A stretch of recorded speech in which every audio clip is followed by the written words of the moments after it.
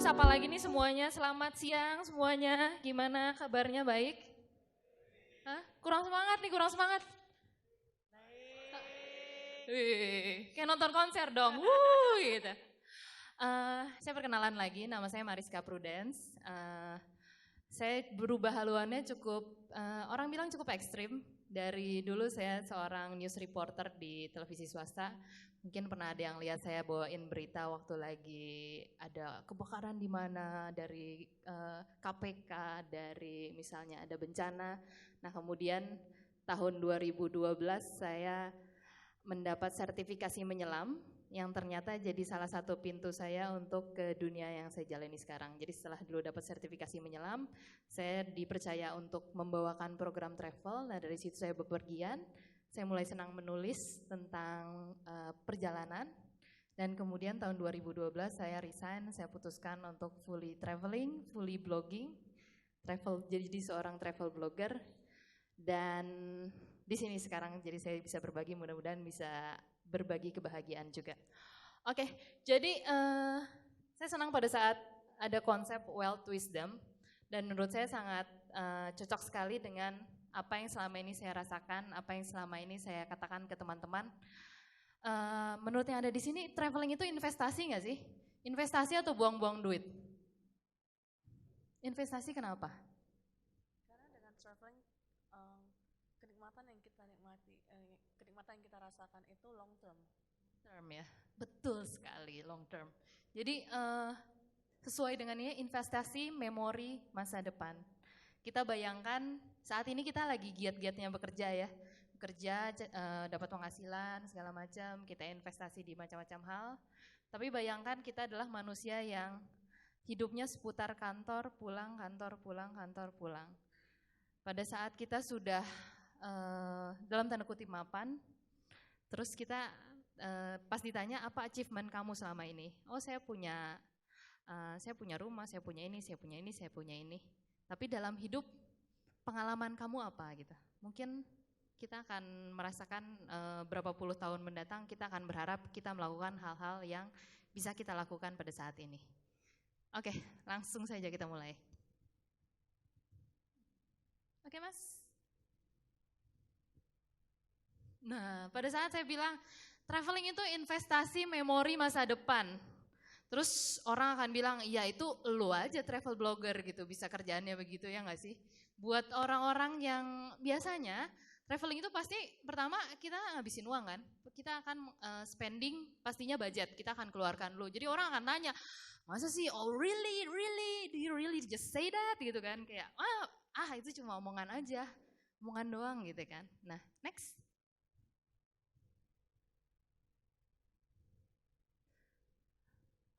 Sini aja ya, lebih enak. Oke. Sini, no really, terus nanti dan pada saat kita nanya oh really kepada seorang traveler akan jawab dengan quote-quote, ya the infamous quote about traveling gitu kan ya. Mungkin udah pada sering mendengarnya, traveling the only thing you buy that make you richer gitu. Kita kalau kita traveling kita membeli sesuatu yang bikin kita lebih kaya lagi ya, katanya begitu. Atau enggak traveling itu daring adventure or nothing. Tapi benar nggak sih sebenarnya? Nah berikutnya, terus semua orang akan bilang kayak, ayo lu kalian mesti explore, mesti coba segala macam hal. Nah ini saya akan berikan beberapa fakta. Oke, suaranya mungkin?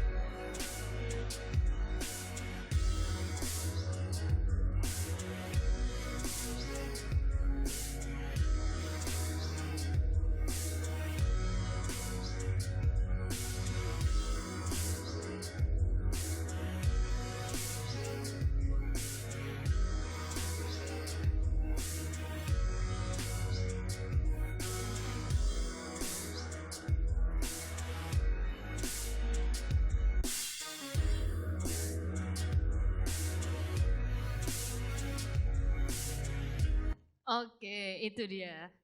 Setuju nggak sama hal-hal yang tadi disebut? Setuju nggak? Setuju nggak? Berasa nggak? Jadi saya akan highlight satu-satu. Di situ tadi disebut kayak uang yang dibelanjakan untuk kita traveling itu bikin orang lebih happy daripada uang yang kita belanjakan untuk hal-hal yang material gitu. Setuju nggak? Setuju nggak? Jadi memang kalau kita beli barang gitu misalnya, biasanya berdasarkan ya barang kebutuhan utama dan biasanya kita belanja lebih banyak di yang sekunder ya. Kita kalau cewek-cewek kita pengen beli tas, kita pengen beli baju kita dan biasanya itu berdasarkan tren dan 1 tahun setelahnya biasanya barangnya akan jarang dipakai atau bahkan sama sekali tidak kita pakai lagi gitu. Sementara yang saya bilang tadi memori itu akan bertahan sangat lama. Dan saya bisa bilang memori itu akan bertahan seumur hidup. Pada saat 1 tahun ke depan, 10 tahun ke depan, kalau misalnya nih kita trip sama temen ke Derawan gitu. Wah kita 5-an. Terus setelah itu kita banyak berpisah dengan teman-teman, nggak ketemu lagi dan kemudian 3 tahun kemudian kita ketemu, kita bisa membicarakan hal yang sama dan memorinya masih muncul lagi. Kayak ingat nggak waktu pas gini-gini, ketemu gini-gini, semuanya itu akan muncul lagi. Jadi memori dari travel itu akan memberikan kebahagiaan yang menurut saya bertahan sangat lama gitu. Mungkin teman-teman dari yang sudah pergi juga bisa merasakannya. Kalau trip kemana gitu terus ketemu lagi sering banget kan ngomongin tripnya, terus jadi happy lagi. Atau kadang-kadang dengan kita hanya melihat foto pun gitu ya, kita ingat lagi langsung flashback di memori kita gitu kayak, oh ini waktu kesini feelingnya senang laginya muncul lagi, kesenangannya akan muncul lagi. Jadi itu adalah menurut saya memori yang sangat berharga yang memberikan kebahagiaan. Oke, next.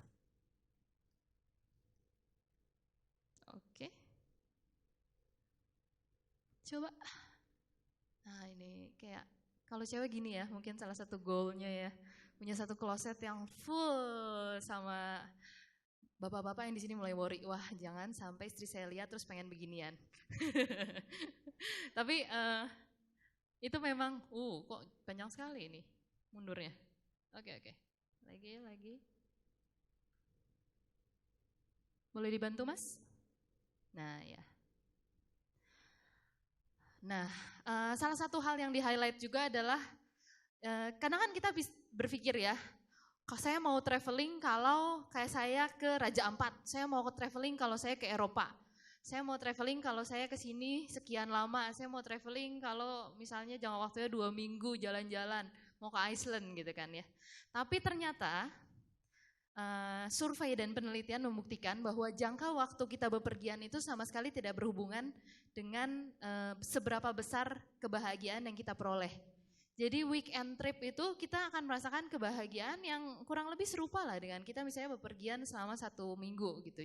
Jadi kalau pada saat kita dalam tanda kutip membeli perjalanan, kita jangan anggap kita beli investasi yang lain gitu. Misalnya kalau investasi barang atau segala macam kan kita akan berpikir saya keluarkan uang sekian, misalnya saya keluarkan uang A, saya harus dapat yang harus saya dapatkan kembali adalah B. Sementara pada saat kita bepergian tidak seperti itu, rumus itu tidak berlaku.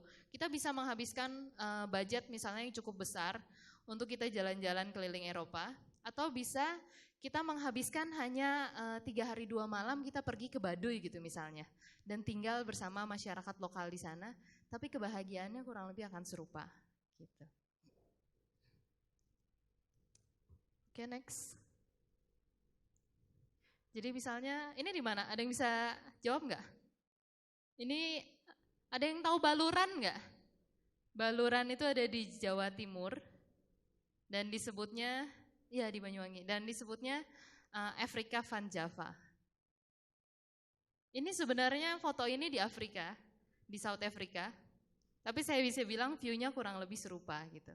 Jadi, oke, next. Nah ini, jadi kayak pengalaman seperti ini itu memberikan sensasi yang benar-benar berbeda yang kita ingat. Kadang kalau saya menunjukkan foto seperti ini suka ada yang bilang, atau kadang-kadang mungkin teman-teman juga yang kemana tunjukkan foto, ngapain lihat gajah ke Afrika? Di kebun binatang aja ada, ya nggak sih? Suka ada yang ngomong kayak gitu kan? Ngapain lihat di situ? Saya bisa lihat di sini kok, di kebun binatang ada. Saya bisa ini lagi kasih makan gitu kan. Tapi ada sensasi yang berbeda dengan kita traveling. Ada sensasi yang berbeda dengan kita melihat langsung misalnya binatang di habitat aslinya. Dan saya selalu merasa juga pada saat kita melihat langsung kita akan lebih menghargai ekosistem, menghargai alam, semuanya itu akan terasa pada saat kita bepergian langsung. Okay, next. Yang saya senang dari video tadi adalah dia menunjukkan berbagai macam perjalanan, berbagai macam tipe perjalanan, mulai dari yang sangat luxurious sampai hal-hal sederhana, misalnya ada anak kecil tersenyum di Bali gitu. Dan menurut saya disitulah kebahagiaan dari kita bepergian. Jadi tidak selalu didefinisikan dari sebanyak apa uang yang kita keluarkan gitu ya. Jadi kebahagiaan dari kita misalnya kita naik helikopter, kita keliling di Auckland, dengan kita misalnya sedang bercanda dengan anak-anak kecil misalnya di Maluku gitu. Itu kebahagiaannya sama dan hal yang menarik yang sama yang bisa kita ceritakan juga ke teman-teman kita, ke keluarga kita. Kak Pru, by the way ya, coba ke gambar yang tadi. Mbak yang di sebelah sana kayaknya pertanyaannya beda. Coba gambar yang tadi yang sebelumnya. Aku ngelihat dari mukanya aja nih sih ya, kayaknya tadi pertanyaannya yang gambar sebelumnya tuh ya. Oke, bisa kita mundurin? Nah, Oke. Pertanyaannya gini tadi, itu pilotnya gantengnya gitu. Langsung ke sana ya. Ada cerita menarik dari ini juga. Oke Mas, bisa tolong maju lagi? Ya, mundur. Mundur lagi. Ya, ini pilotnya ternyata namanya Jono, pilotnya. Tapi orang New Zealand. Ternyata nama Jono itu di Selandia Baru cukup umum. Dan dia ternyata pernah berapa bulan ya, hampir setahun dia jadi pilot di Papua. Dan dia sangat fasih berbahasa Indonesia. Gitu. Jadi ada hal-hal dalam perjalanan yang kita ketemu, kita lihat, dan kita rasakan dan ternyata jadi different story juga.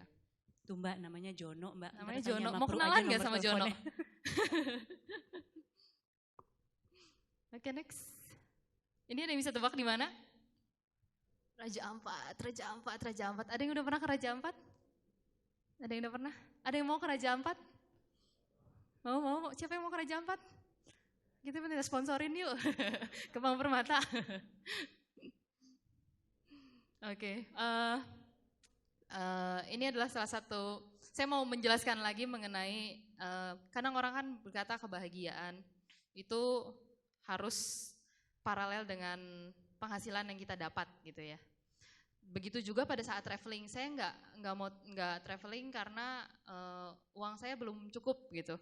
Saya mau trip yang sekian, yang luxury, bla bla bla bla bla gitu.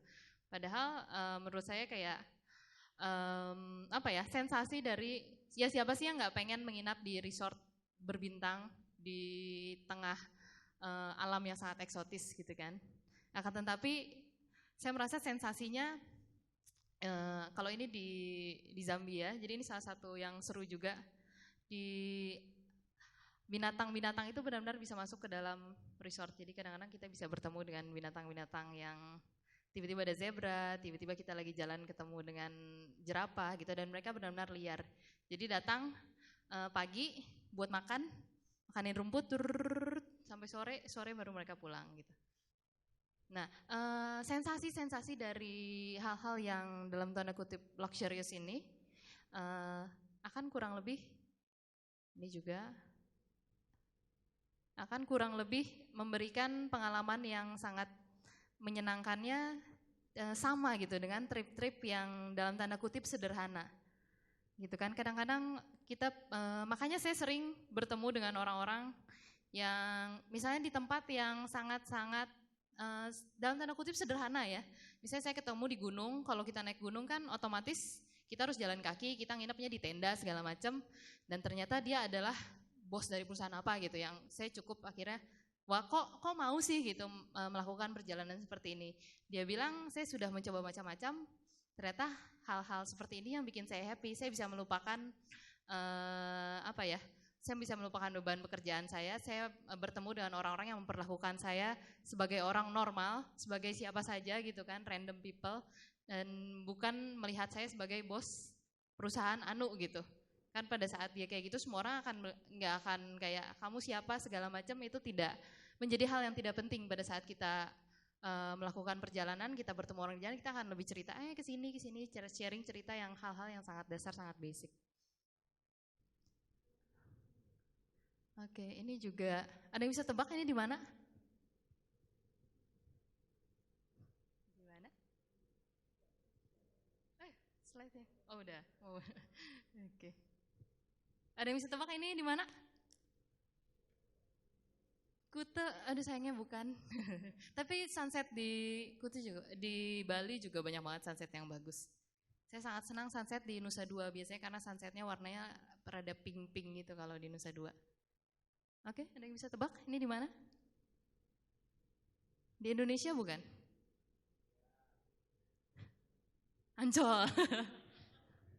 Mungkin bisa aja sih kalau di Ancol sunsetnya kayak gini, saya rasa semua orang udah posting. Udah langsung semua orang heboh. Di Jakarta, suka merasa gak sih kalau di Jakarta tiba-tiba ada hari sunsetnya bagus banget, semua orang itu heboh. Semua orang itu posting di sosial media, semua orang posting di pet, di Instagram, segala macam. Hari ini sunsetnya luar biasa dan semua orang happy cuma dengan melihat sunset gitu. Dan itu yang saya bilang kayak kebahagiaan pada saat kita traveling itu simple, kita lihat sunset aja kita happy. Di Jakarta kita lihat sunset yang bagus aja kita benar-benar kayak itu mewah banget hari itu kayaknya ditutup dengan sunset yang indah. Ini tempatnya di Jailolo. Jailolo itu di Halmahera Barat. Halmahera Barat itu di Maluku. Di situ menurut saya destinasi yang sunset paling indah di Indonesia menurut saya di Jailolo. Selama ini sunsetnya selalu sangat dramatis, warnanya tuh benar-benar setiap sunset warnanya megah. Even pada saat hari-hari yang kelihatannya rada mendung, begitu mulai sunset tuh benar-benar kayak saya selalu merasa kayak Tuhan lagi ngelukis langit dan benar-benar ngelukisnya tuh luar biasa megah, warnanya berubah-ubah terus, itu dia sunset. Nah, kalau ini di mana? Jogja, bukan. Ini salah satu gua di Misol, di Raja Ampat. Jadi di Raja Ampat itu saya selalu sebut Misol. Misol adalah destinasi di bagian selatan Raja Ampat. Kurang lebih harus 5 jam naik kapal dari Sorong. Dan perjalanannya cukup jauh, tapi saya selalu merasa itu salah satu destinasi yang luar biasa karena view-nya itu benar-benar kayak seperti kita berasa di film Hollywood. View-nya itu sangat spektakuler dan di sana benar-benar nggak ada orang. Nah ini adalah salah satu gua yang ada di Misol di Raja Ampat. Kalau ini mungkin ada yang tahu? Hobbiton. Hah? Bandung. Di Bandung sekarang ada ininya ya, ada KW-nya. Mungkin bisa coba ke situ juga.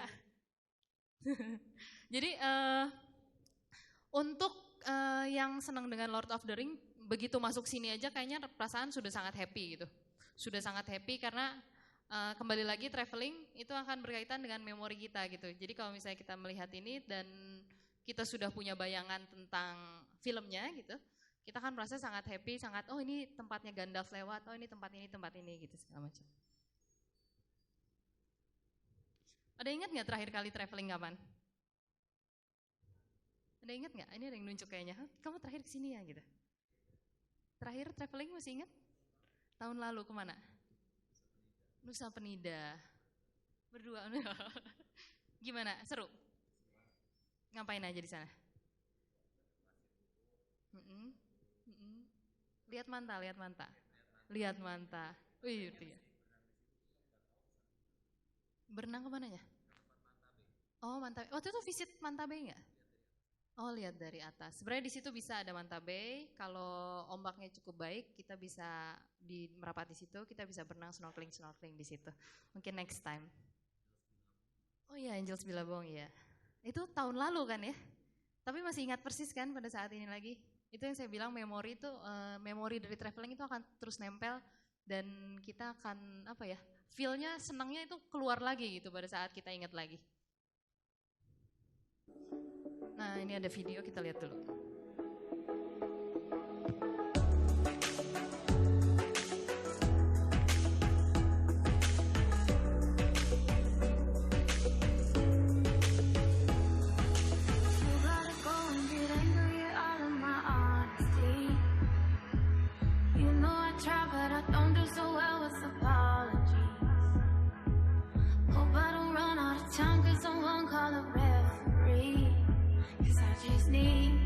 Shot at forgiveness.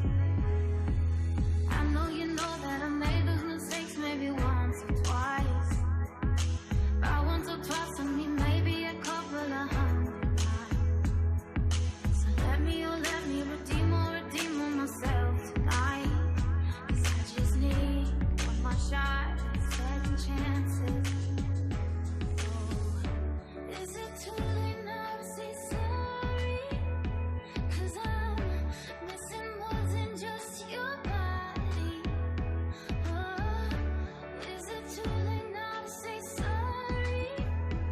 Yeah, I know that I let you down. Is it too late to say sorry now?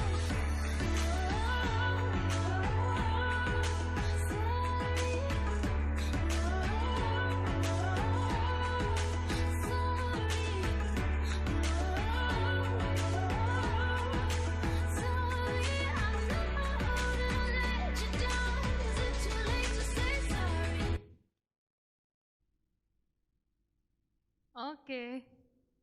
Gimana lihat video tadi? Happy nggak? Kita lihat video orang traveling aja bikin happy ya. Kayak lihat sensasinya tuh langsung kayak zet gitu, kayak I wanna do that. Gue pengen di situ, gue pengen di situ, gue pengen feel hal-hal yang serupa gitu. Dan menurut saya kebahagiaan dari traveling itu menular. Misalnya kita kayak makanan sih, kalau saya lihat kita nyoba makanan yang enak, pasti kita langsung pengen cerita ke temen, cobain deh, lu cobain makanan di sini. Kalau kita traveling ke satu tempat dan kita merasa tempatnya ini sangat seru banget, kita pasti langsung cerita juga, kesini deh, kesini deh, kesini deh, kesini deh gitu.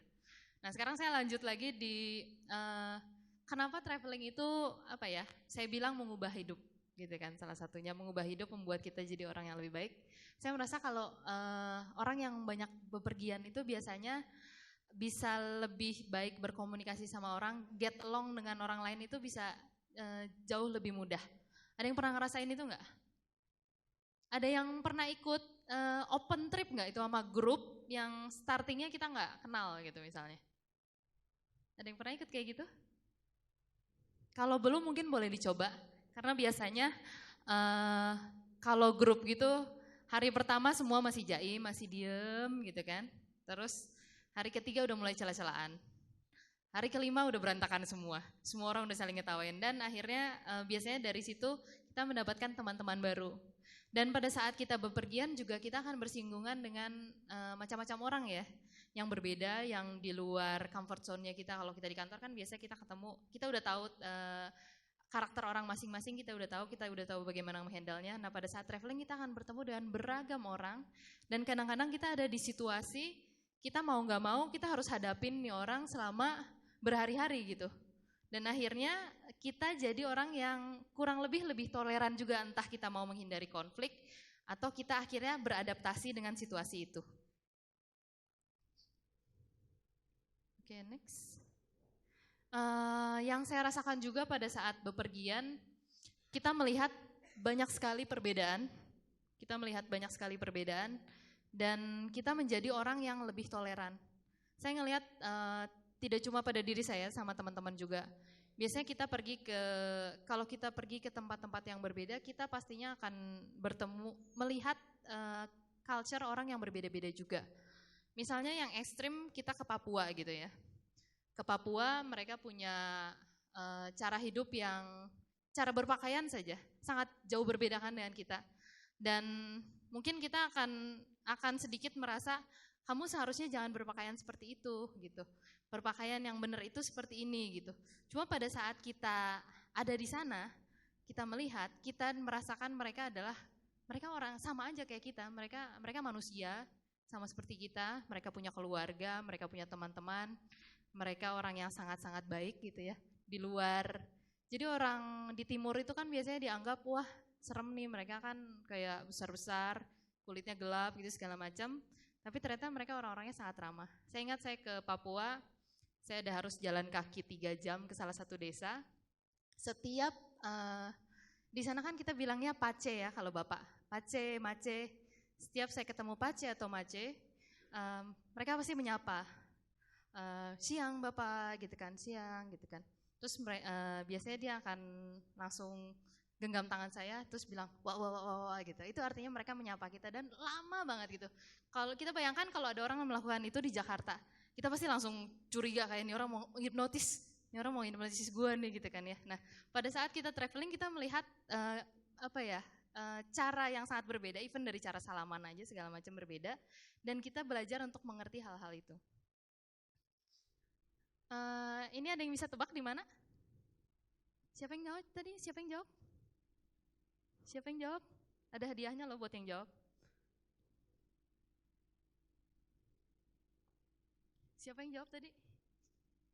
Masnya ya yang jawab ya. Wairebo ada di mana Mas? Negara Timur, Flores. Udah pernah ke sana? Mungkin lain kali bisa dicoba ke sana. Kalau ke Wairebo itu, ini yang menarik dari Wairebo, bentuk rumahnya ini seperti ini. Dan dalam satu rumah ini bisa ada beberapa keluarga, mereka semua tinggal bersama di situ. Dan bentuknya, makanya saya bilang kalau pada saat kita bepergian, kita melihat cara hidup orang, dan kita mencoba mengerti kenapa mereka hal yang sangat simpel, kenapa rumahnya seperti itu gitu. Kok kayaknya ribet ya bikinnya gitu kan ya. Kayaknya ribet banget bikinnya, mereka ada di dataran tinggi, daerah yang dingin, dan bentuk seperti itu untuk membuat hangat di dalam. Jadi di dalam walaupun lagi sedingin apapun di luar, di dalam tetap hangat. Dan mereka juga menampung banyak orang. Jadi saya lihat sih kayak kekeluargaannya tuh sangat tinggi gitu kalau di daerah, kalau di tempat-tempat seperti ini. Dan kita berusaha untuk mengerti juga. Oke. Ini yang saya bilang tadi bahwa manusia itu berbeda-beda, tapi kita tetap sama. Ada yang bisa ini nggak sih? Relate dengan kata-kata itu. Jadi mungkin kita ketemu orang di Maluku yang dia cara hidupnya berbeda, tapi pada saat kita berbicara dengan dia, kita ngobrol, kita merasakan bahwa kita adalah we are same, sama-sama kita manusia, kita sama-sama punya rasa yang kurang lebih serupa dan kita mengerti itu. Next. Traveling juga menurut saya sangat memperbaiki kemampuan sosial kita, kemampuan kita bersosialisasi. Ada yang pernah mengalaminya? Biasanya kalau ada kita satu grup gitu, terus ada satu orang yang sedikit nyeleneh, yang sedikit aneh, sedikit menyebalkan, yang lain biasanya jadi langsung kompak. Berasa nggak sih kayak gitu? Nah, pada saat kita traveling, kita otomatis mau nggak mau, kita bayangkan kita ada di situasi seperti ini, kita ada di dalam boat. Ini boatnya misalnya perahunya perjalanan selama 1 jam. Terus di dalam itu kita nggak ngobrol sama sekali. Di dalam kita diem aja 1 jam. Mungkin nggak sih? Pasti kita cari obrolan lah gitu untuk kita pasti cari obrolan untuk kita entah menghabiskan waktu, entah membuat situasi lebih enak. Dan pada saat kita melakukan perjalanan biasanya itu terjadi dengan sendirinya. Kita akhirnya akan membuat percakapan-percakapan yang beragam, kita akan berusaha lebih mengerti dengan tabiat-tabiat orang yang beragam juga.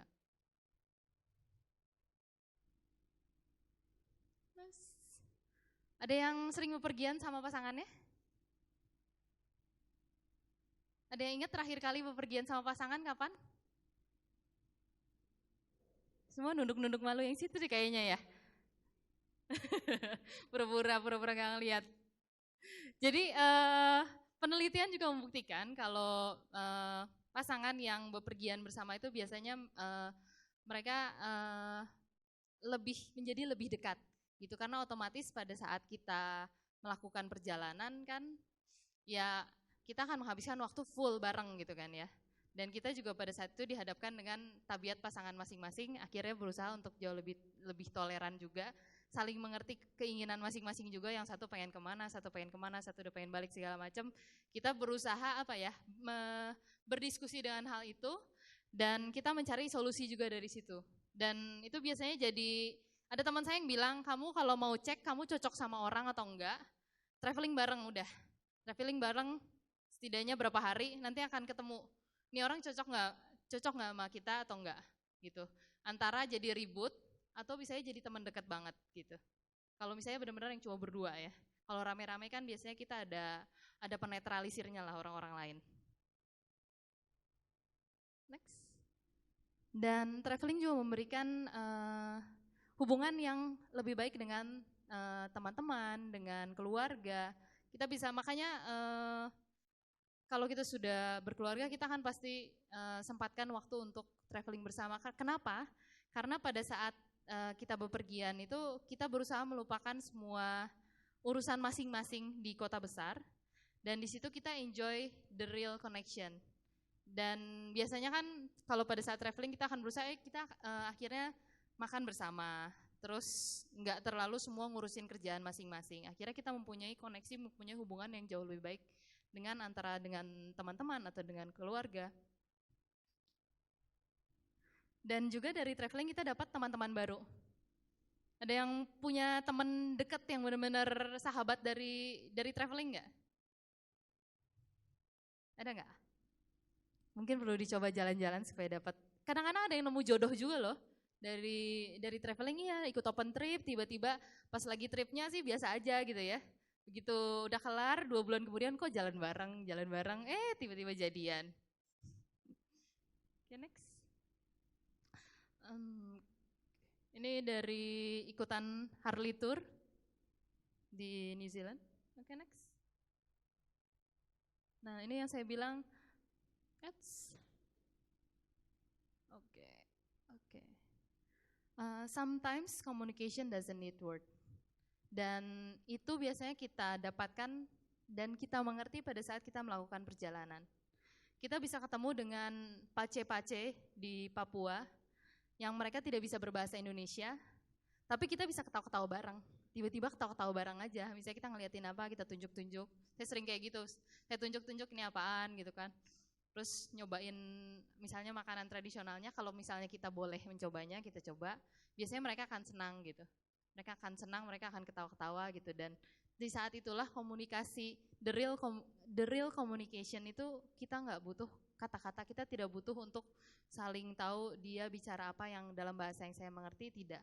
Nah kalau ini pada saat saya, waktu itu masih di televisi swasta, waktu saya sempat ditugaskan ke Afghanistan untuk meliput di sana selama 2 minggu. Dan di sana itu banyak banget tempat-tempat yang bersejarah yang sudah kena bom. Jadi sudah banyak yang tempat-tempat yang hancur. Ini salah satunya namanya Istana Darul Aman. Dan kita mau ngeliput ke sini nih. Cuma dijaga sama 2 tentara yang ada di sini. Dan startingnya kita dari, mereka bahasa Inggrisnya sangat-sangat buruk banget, hampir tidak mengerti bahasa Inggris. Jadi kita cuma datang terus kayak intinya kita pengen masuk sini nih segala macam. Pertama mereka bilang nggak boleh, mereka bilang gini-gini, intinya no gitu kan. Terus ya udah kita di situ, terus ngeliat-liat, nunjuk-nunjuk senjatanya. Terus mereka mulai ketawa-ketawa segala macam. Terus kita keluarin kamera, intinya boleh foto nggak, boleh foto akhirnya segala macam. Terus akhirnya kita boleh masuk gitu. Jadi kadang-kadang komunikasi yang menyenangkan itu kita tidak butuh bahasa. Kita kadang-kadang ada yang pernah ke Jepang nggak? Ada yang pernah ke Jepang nggak? Yang pernah ke Jepang? Coba angkat tangan. Salah satu hal yang sangat menarik dari Jepang adalah kayaknya 99,9% warga Jepang itu nggak bisa bahasa Inggris. Mereka tuh benar-benar sangat buruk bahasa Inggrisnya. Tapi mereka sangat willingly to help. Dan pada saat di sana kita akan merasa kita mau nanya orang, kita pakai bahasa Inggris yang akhirnya mereka nggak ngerti. Tapi mereka dengan bahasa tubuh dan akhirnya kita pakai bahasa tubuh juga, misalnya nanya ini mana, tunjuk-tunjuk ini gitu kan misalnya. Dan mereka membantu juga langsung dengan cekatan, membantu juga. Disitulah kita nggak butuh saling mengerti bahasa satu sama lain, tapi kita melihat ada koneksi antara orang-orang, melihat bahwa orang lain itu baik, melihat bahwa orang lain itu tulus dan segala macam. Dan itu menurut saya kita temukan pada saat kita bepergian. Ada satu cerita lagi, Bapak-bapak yang di sini, yang di sebelah kiri, yang foto bersama saya, ini saya foto di Kelimutu. Gunung Kelimutu itu ada di Flores, dan ke situ nggak gitu sulit, kayak jalan kakinya 1,5 jam aja untuk ke atas. Dan udah sampai di atas, beberapa gunung di Indonesia itu biasanya kita udah naik ke atas, tiba-tiba ada yang jualan di atas. Ada yang pernah naik Gunung Gede nggak? Gunung Gede. Saya ingat saya naik Gunung Gede, udah capek banget, sampai di puncak ada yang jualan nasi bungkus. Nasi bungkus, ya. Rasanya keren kan, wah sampai puncak, tiba-tiba ada yang jualan. Nah, di Kelimutu juga, ini bapak-bapak ini dia jualan mie instan dalam kemasan. Dia jual di situ. Dan saat di sana, saya sama teman saya duaan, Etna yang ada di kanan saya di situ. Dan di situ surprisingly saya ketemu teman-teman lagi. Jadi kita akhirnya ada 5 orang di situ. Dan akhirnya kita mau beli mie instan ya. Kita bilang, Pak mie instan ya 5 gitu kan. Bapak itu akhirnya cuma bikin 2. Lalu saya tanya lagi, Pak 5 loh Pak. Iya kata Bapak. Saya lihat dia tetap cuma bikin 2 gitu. Akhirnya saya bilang, Pak kita 5 orang. Terus kata bapaknya, oh itu dibikinin sama yang lain. Ternyata si bapak-bapak ini dia dapat 5 order. 2 akhirnya dia ambil ordernya, dia bikin sendiri. Yang 3-nya lagi dia bagikan sama penjual-penjual yang lain. Dan menurut saya sangat luar biasa sih, kayak itu kan nominal yang sangat kecil ya. Tapi yang sekecil itu pun bapak itu berpikir untuk berbagi sama penjual-penjual lain gitu. Saya sangat tersentuh di situ, kayak dek gitu, langsung kayak dia saja gitu, bapak-bapak ini aja yang mungkin penghasilannya kayak kalau kita hitung per hari berapa gitu kan, dan mereka harus tiap hari naik ke puncak Kelimutu gitu, tapi dia benar-benar punya pikiran untuk saling berbagi gitu. Dan banyak banget kondisi-kondisi seperti itu yang saya temukan pada saat saya traveling gitu, dan momen-momen seperti itu lumayan mengubah sudut pandang, dan mungkin mengingatkan kita lagi sih, kayak selama ini saya sudah berbagi belum ya? Misalnya kita merasa kita jauh lebih beruntung dari si bapak ini gitu, tapi apakah kita sudah punya ketulusan untuk berbagi sebesar dia gitu? Nah pada saat seperti itulah kita jadi merefleksi diri sendiri lagi.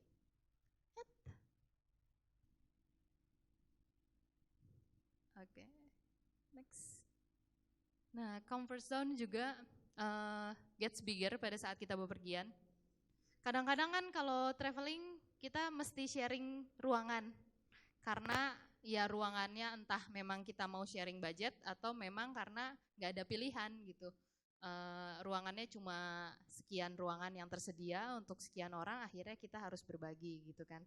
Dan pada saat perjalanan juga entah di mobil, entah di kapal gitu, kita berbagi ruang dengan orang-orang lain. Dan disitulah saya merasa juga kita membuka comfort zone kita yang biasanya mungkin ada orang-orang tertentu yang merasa tidak nyaman ya di keramaian. Saya tidak nyaman di keramaian, saya tidak nyaman berbagi space dengan orang-orang. Nah pada saat traveling, mau tidak mau kita harus berbagi itu. Dan dengan kita melakukannya secara pelan-pelan, kayak kitanya jadi beradaptasi dengan itu.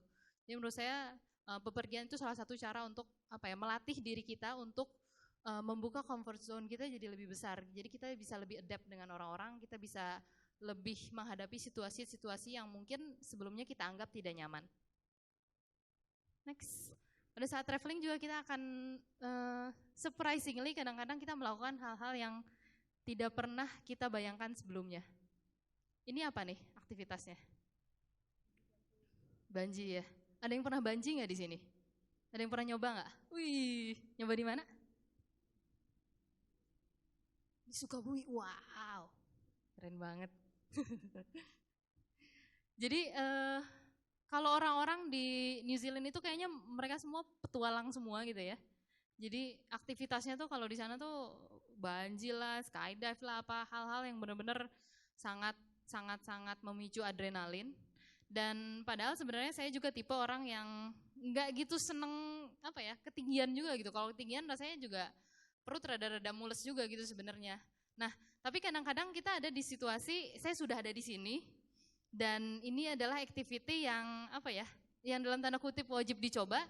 Akhirnya kita kayak ya udahlah cobain aja gitu. Dan hal-hal seperti itu biasanya kita temukan dan kita lakukan pada saat traveling. Di sini saya ingat saya datang grup 6 orang, yang tidak banji itu cuma 1 orang karena dia punya masalah dengan jantungnya. Yang sisanya semua akhirnya banji, padahal ada 1 orang yang sangat takut ketinggian, tapi dia coba. Dia benar-benar gemeteran, tangannya dingin banget sebelum loncat, dan akhirnya dia jump. Terus setelah beres itu dia merasa sangat-sangat berasa ada achievement gitu kan, kayak karena saya berhasil menaklukkan ketakutan saya yang begitu besar. Dan pada saat kita banji juga mungkin orang akan pikir, saya didorong aja deh, saya takut loncat gitu kan. Si instruktur yang pas di sini dia akan bilang, apapun yang terjadi kita tidak akan mendorong kalian gitu. Jadi pada saat banji itu kaki kita diikat dua-duanya, terus kita jalannya harus benar-benar jalan kecil gini di platform yang benar-benar sangat kecil juga.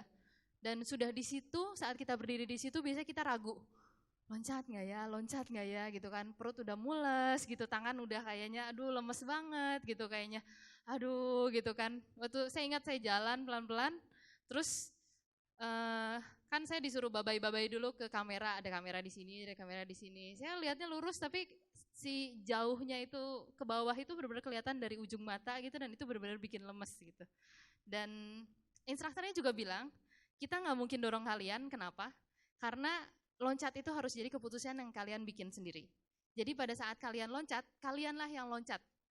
Itu adalah satu big step mungkin untuk orang-orang yang takut ya itu big step ya. Untuk yang melakukannya sudah sering itu berbeda. Jadi pada saat kita loncat dan kita berhasil melakukan itu, kita berhasil mengalahkan ketakutan kita, itu adalah hal yang kita buat sendiri. Itu adalah keputusan kita. Jadi menurut saya walaupun sebenarnya itu sederhana, hanya loncat, tapi itu butuh guts yang sangat besar dari diri sendiri kita. Dan pada saat kita melakukannya, kebahagiaan pada saat kita sudah achieve itu sangat besar. Dan ya pada saat traveling kita akan menemukan hal-hal yang seperti ini yang tidak terduga, yang akhirnya kita bilang, saya juga nggak nyangka sih saya bisa melakukan itu gitu. Itu pada saat kita traveling. Next, ini skydive. Ada yang udah pernah coba? Skydive? Surprisingly, skydive jauh tidak mengerikan dibanding bungee menurut saya. Karena sensasinya sangat-sangat berbeda. Mungkin karena tandemnya kali ya. Jadi jangan khawatir kalau mau coba skydive, nggak mungkin kita loncat sendiri. Loncat sendiri bye, gitu kan. Harus ada lisensinya. Pada saat skydive kita akan kita pakai kayak semacam harness yang nanti akan dihubungkan ke instruktur yang akan menempel dengan kita, jadi dia yang jadi kita ikut aja pada saat loncat juga gitu. Jadi kita akan naik pesawat kecil yang cuma muat kayak 10 orang, terus ke ketinggian tertentu, biasanya sekitar 13.000 kaki sampai 20.000 kaki, kita bisa tentukan kita mau dari ketinggian berapa. Dan pada saat momen kita jump itu, si instrukturnya yang akan membawa kita ke ujung pesawat. Terus dari situ kita udah bisa lihat kita sangat tinggi, angin sudah sangat kencang. Terus ya udah kita loncat barengan. Dan menurut saya sih sangat jauh. Bandingannya mungkin kayak ini hanya 10% seremnya bungee kali ya. Jadi kalau mau mencoba boleh coba dari skydive dulu baru ke bungee. Karena bungee benar-benar sensasinya luar biasa. Ini juga sensasinya luar biasa, tapi menurut saya sensasi yang totally different dengan bungee jump. Dan pada saat kita traveling juga, ya kalau kita dihadapkan dengan, mau skydive ya gitu, mungkin yang hal-hal yang kita tidak terbayangkan sebelumnya kita akan lakukan juga. Next. Merasakan sensasi yang luar biasa, itu juga bisa kita dapatkan pada saat kita bepergian. Ada yang scuba diving nggak di sini? Ada yang scuba dive? Scuba dive? Udah pernah diving di mana? Banyak? Tulamben ya? Tulamben, Crystal Bay. Kalau ada yang belum pernah mencoba scuba dive, mungkin saya bisa sarankan untuk mencoba.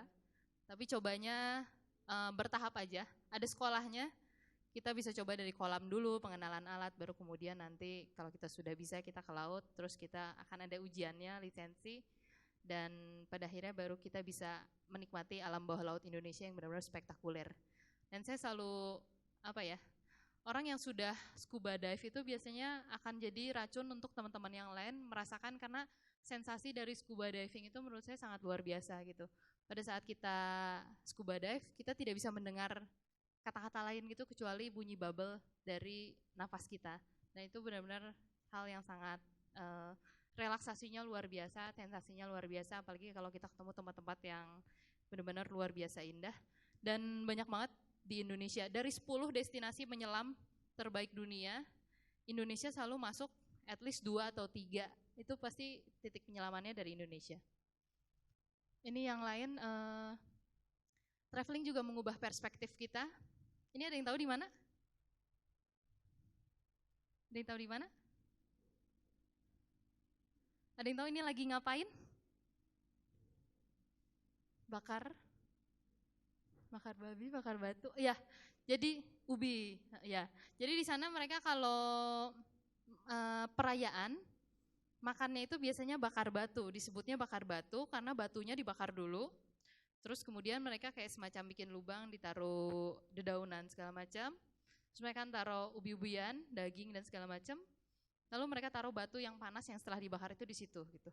Dan intinya makanannya matangnya dari panas batunya itu, makanya disebut bakar batu.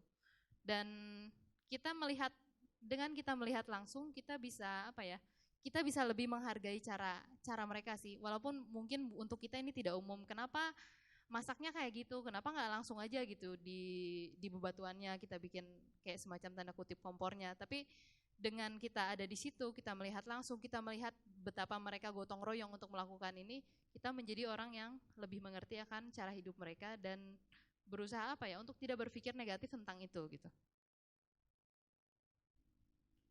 Pada saat traveling juga kita akan menghargai hal-hal yang dalam tanda kutip kecil ya. Ini di Kelimutu. Ada yang masih ingat nggak uang 5.000 yang ini? Ini udah lama banget sih.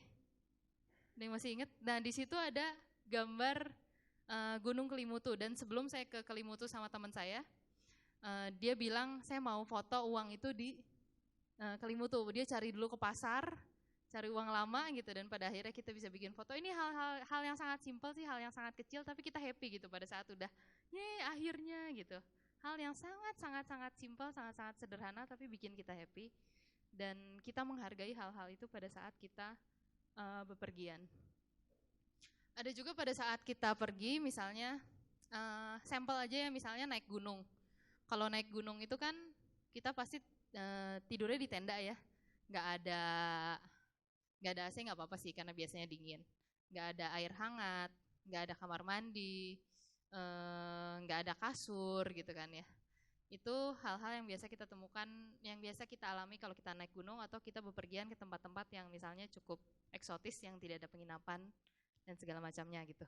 Nah pada saat kita pulang ke Jakarta, kita pulang ke rumah kita jadi sangat menghargai hal-hal itu. Saya ingat waktu itu saya ke Mentawai sama teman-teman 1 minggu, dan kita menginap di rumah warga, benar-benar ngemper aja di, nggak ada kasur, nggak ada apa, kita mandinya di sungai segala macam. Terus pada saat kita pulang ke Jakarta, kan bisa kalau traveling ada grup ya, terus semua ada beberapa orang yang langsung bilang, aduh enak banget ya tidur di ranjang gitu. Aduh enak banget nih bisa mandi air hangat akhirnya gitu. Itu hal-hal yang biasanya kita dapatkan sehari-hari dan kita nggak appreciate karena itu udah daily life kita gitu. Dan pada saat traveling, setelah kita menemukan environment yang cukup tough, terus kita balik, kita jadi sangat menghargai hal-hal kecil itu.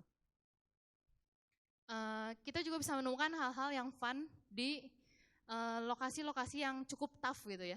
Misalnya naik gunung kayak gini kan berhari-hari, tapi saya ingat saya sama teman saya kerjaannya bercandaan mulu gitu kan. Karena nggak ada sinyal, kita nggak bisa mainan handphone, kerjaan kita jalan, dan teman kita ya yang satu grup sama kita aja udah, atau yang papasan gitu, benar-benar coba berapa orang, dan akhirnya kita jadi bercandaan nggak jelas gitu biasanya.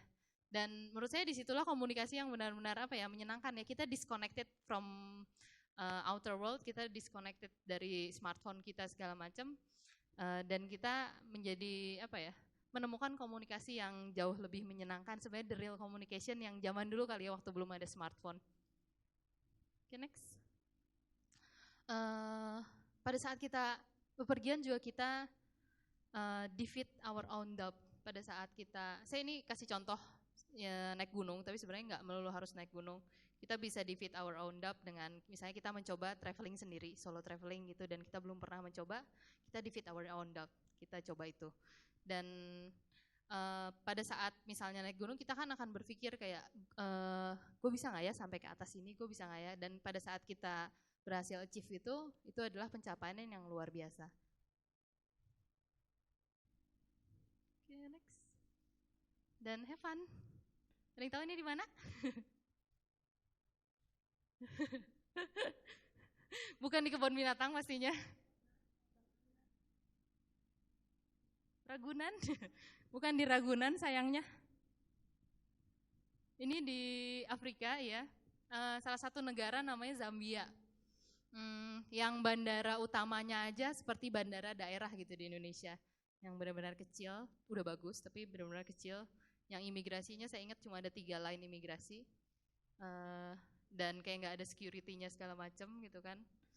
Dan di situ kita bisa, ada salah satu activity kita bisa walking with cheetah atau juga walking with lion. Dan apa ya, pada saat traveling kita bisa mencoba hal-hal baru yang fun-nya benar-benar akhirnya nempel terus gitu, mau tahunan kemudian gitu kita masih ingat, dan hal-hal yang mungkin kita nggak pernah bayangkan kita bisa melakukannya juga. Ini yang saya bilang tadi, hal-hal yang biasanya kita dapatkan sehari-hari dan udah jadi daily life kita udah biasa banget, akhirnya kita jadi re-evaluate.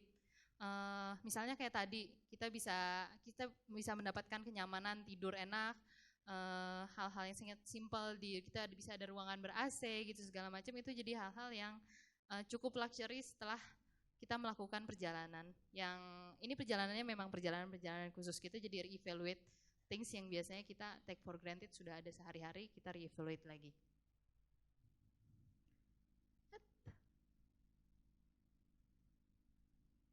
Mundur 1.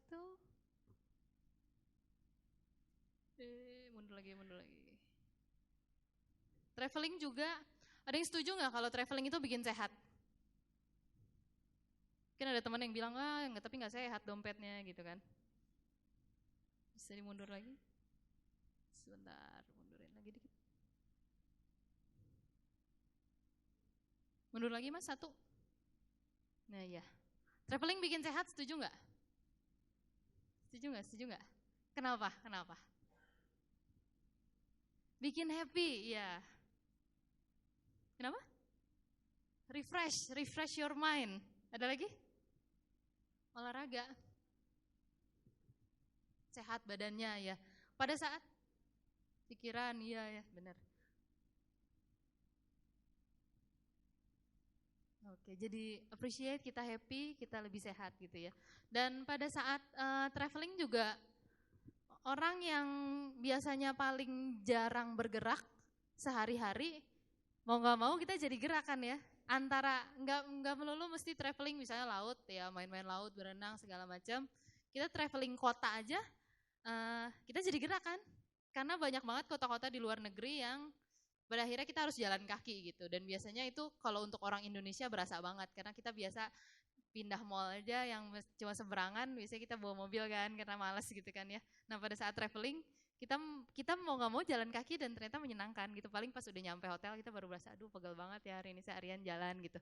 Itu bikin sehat. Jalan kaki itu salah satu bentuk aktivitas yang sangat mudah dan sangat menyehatkan juga. Dan pada saat traveling, menurut saya banyak banget activity yang apapun jenis travelingnya, apapun destinasinya, membuat kita sehat karena pertama kita banyak bergerak, terus pikiran kita lebih happy, kita refresh, kita mengurangi stres dari pekerjaan atau masalah-masalah hidup yang ada, dan kebahagiaan itu pada akhirnya saya percaya kebahagiaan itu memang bikin kita jadi orang yang jauh lebih sehat.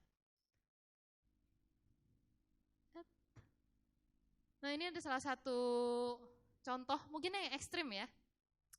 Ada yang namanya Megan Sullivan, dan dia itu didiagnosa terkena kanker kulit, Megan.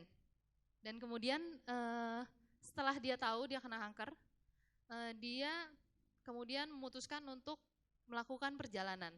Kita lihat videonya. For years, Megan Sullivan had dreamed of visiting the new 7 wonders of the world. but it was actually a miracle of her own that inspired her to turn this dream into a reality. In just 1 month, she had survived skin cancer, a car accident, and a fall in Yosemite National Park. With only 3 hours of planning, she packed up her stuff and tackled the 7 wonders in just 13 days. She planned to go alone, but her new boyfriend, Chris, of just 2 weeks, jumped on board for the adventure.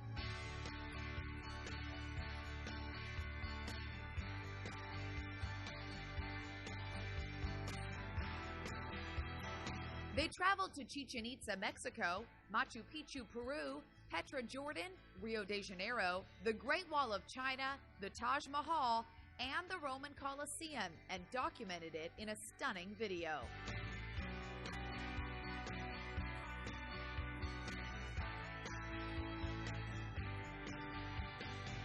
Megan didn't stop there, even though she was out of money. She sold everything she hadn't used in 6 months, and in May, they embarked on a 3-city European adventure in just 4 days on an electric skateboard.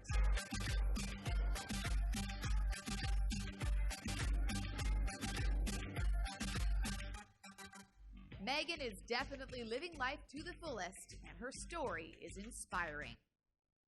Nah, itu salah satu story dari seorang Megan Sullivan yang sekarang dia sehat, sangat sehat.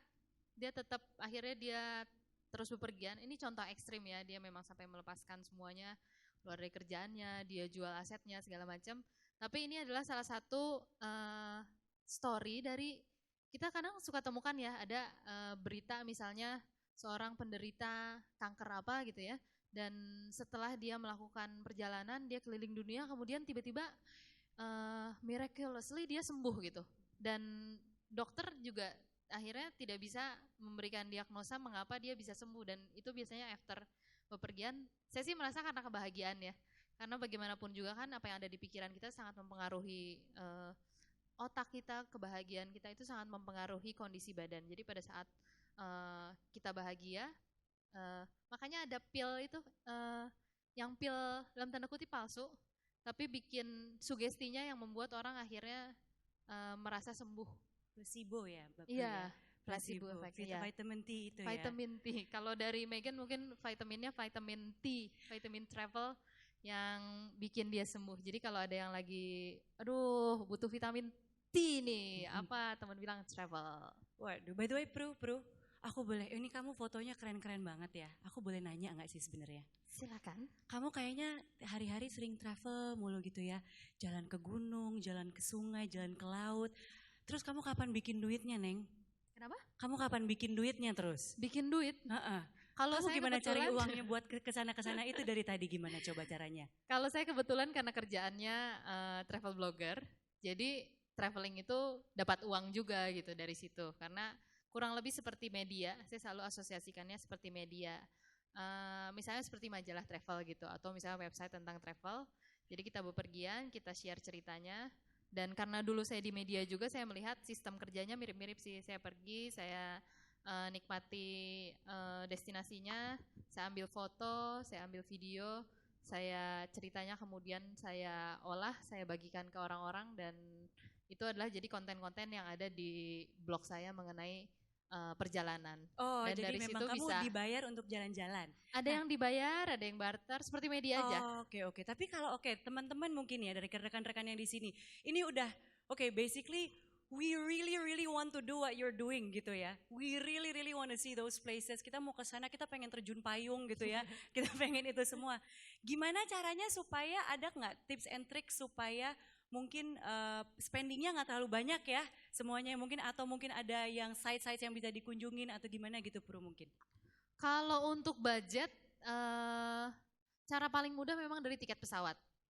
Dari kita cut biaya tiket pesawat itu biasanya paling efeknya lumayan banyak ya. Jadi makanya banyak mungkin teman-teman yang, oh ini begitu ada promo nih, misalnya kan sekarang airlines lagi berlomba-lomba, mereka mengadakan promo. Nah pada saat itu biasanya ada teman-teman yang begitu promo beli, kan biasanya ada tanggal berlaku untuk penerbangan tanggal sekian sampai tanggal sekian. Ada yang beli aja, ya udah kalau tiket udah dibeli, cuti mau gak mau harus dikasih gitu. Biasanya ada kayak gitu caranya gitu. Atau misalnya untuk tekan budget juga perginya beramai-ramai biasanya. Kalau grup itu kan gimana pun kita bisa tekan ya harganya. Karena beberapa tempat misalnya kita harus sewa kapal, kita harus sewa mobil, itu kan kalau misalnya kita rame-rame kita bisa sharing. Terus kamu nemu teman-teman ini semua di mana sih? Sebenarnya kayak dari tadi grup, rame-rame, iya nggak? Kalau memang ada pasangan kan enak udah diajak. Cuma by the way Pro masih single atau sudah double ganda? Sudah ada pasangannya, kebetulan sudah suka ada travel pasangan. juga. Oh suka travel, nah itu kan enak ya ada yang bisa diajak. Kalau teman-teman yang masih single gimana? Untuk pengen join grup ini ke semua itu kemana itu? Open trip itu sekarang banyak banget ya menurut saya. Bisa kita cari entah dari misalnya travel agent yang sudah punya nama besar. Atau sekarang ini lagi berkembang banyak banget travel agent skala kecil. Tapi dia menangani destinasi-destinasi domestik di Indonesia. Dan di situ biasanya destinasi-destinasi eksotis Indonesia mereka bisa handle. Dan di situ kita bisa banyak ketemu teman-teman baru. Aku juga banyak banget ketemu teman-teman baru dari di situ. Jadi ya yang kayak tadi, hari pertama masih pada jaim, hari ketiga udah ledek-ledekan, hari terakhir udah hancur nggak jelas semuanya. Udah Ya. kemana-mana Udah ya. ketawa-ketawa Jadi carinya semua. open group gitu ya, travel gitu ya carinya Iya gitu. kita bisa cari di sosial media banyak. Tapi pastikan dulu kalau trusted ya, kita harus cek dulu. Makanya lebih enak dari rekomendasi teman. Ini udah pernah nyoba, oke segala Jadi macam. intinya telepon Pro ya nanti ya kalau mau Boleh, apa-apa mau ikut ya. open trip bareng juga bisa. Oke, kayaknya kita udah harus masuk ke Q&A nih Pro. Mungkin do you want to wrap up first before we go to Q&A? Oke, mungkin bisa lanjut. Ini learn new things. Ini aja ya. Jadi traveling itu bisa ya bikin kita, ada penelitian juga yang mengatakan bahwa traveling itu bisa bikin kita lebih cerdas ya. Karena pada saat traveling kita akan menemukan hal-hal yang biasanya tidak terduga, entah kita nyasar, entah kita menemukan ada kesulitan-kesulitan. Misalnya kita delay nih, terus ada connecting dan kita harus cepat menentukan apa yang harus kita lakukan. Nah itu juga akan mengasah kemampuan kita untuk menghadapi problem, buat kita jadi lebih cerdas.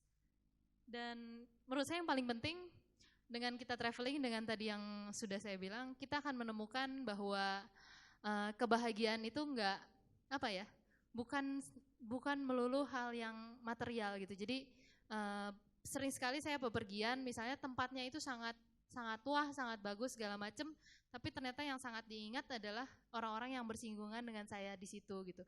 Kita ketemu dengan orang-orang yang sangat menginspirasi, yang mungkin mereka bukan orang-orang yang terkenal terus segala macem gitu ya, tapi kita bisa melihat misalnya saya mau cerita satu lagi aja. Jadi di Misol itu ada satu desa namanya Desa Harapan Jaya, dan di sana biasa kalau di Indonesia kan kalau daerah-daerah yang masih cukup jauh itu mereka masih underdevelop ya. Jadi anak-anak ke sekolah mereka harus nyebrang pulau misalnya segala macam. Dan anak-anak di sana pada saat kita pertama kali datang, saya ingat mereka bahkan tidak sanggup untuk membeli kelereng. Which is kelereng itu padahal di warungnya itu harganya kayak Rp1.000 tuh udah dapat berapa biji. Mereka tidak sanggup beli itu. Bayangkan. Nah, mereka biasanya menggantinya itu dengan biji dari tanaman untuk mereka pengganti kelereng. Dan pada saat saya sama teman-teman saya di sana, ya udah kita beliin ya kelerengnya. Tapi di warung nggak cukup banyak untuk semuanya. Nah, mereka yang dapat langsung berbagi dengan sendirinya. Kita nggak bilang loh, padahal kamu bagi ya ke teman kamu yang lain. Mereka otomatis langsung berbagi gitu. Jadi menurut saya, dan kita melihat mungkin kita melihat orang-orang di daerah, kasihan ya mereka kayak gini, hidupnya begini, fasilitasnya masih buruk. Tapi mereka happy, tapi mereka sangat-sangat bahagia gitu. Jadi kita melihat kadang-kadang memang, saya merasa mungkin kadang-kadang mereka lebih bahagia daripada orang-orang yang ada di kota besar. Karena kebahagiaan mereka sangat-sangat sederhana gitu. Mereka nggak mikirin saya harus achieve ini segala macam. Mereka merasa happy dari daily life mereka, keluarga mereka happy gitu. Jadi bahwa kebahagiaan itu benar-benar bukan dari materi, memang itu bisa kita rasakan pada saat kita bepergian. Jadi yang mahal itu adalah belajar untuk menghargai the simple things in life ya Bro ya. Okay. Luar biasa sekali. Boleh kita kasih tepuk tangan dulu nggak Bapak Ibu? Terima kasih.